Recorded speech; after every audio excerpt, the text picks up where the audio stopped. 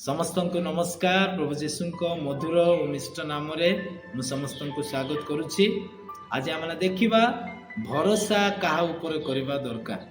अनेक समय आमने आम भाई उपर भरोसा कर, अनेक समय आमने आम भौणी उपर भरोसा कर, अनेक समय आमने माँ बापा उपर भरोसा कर, अनेक समय आमने बंधु बांधव उपर भरोसा कर। किंतु बाइबल कौन कहूँ आस आम देखा।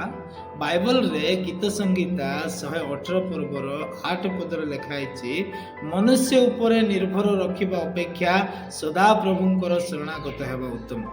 प्रिय बंधुगण, विश्वास करंतु मनीष माने आपण को ठकिबा अपेक्षा आ किछि करिवे नाही।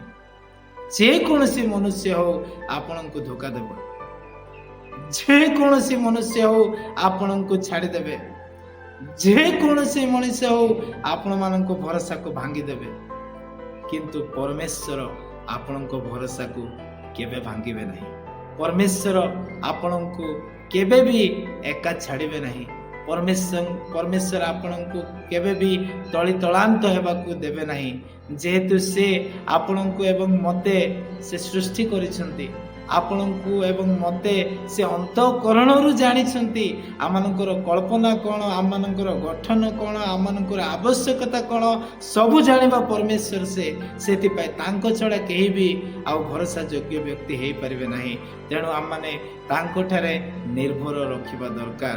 मनुष्य उपर बा मनुष्य उपर आम माने निर्भर रखिबा अपेक्षा सदा प्रभुंको उपर निर्भर रखिबा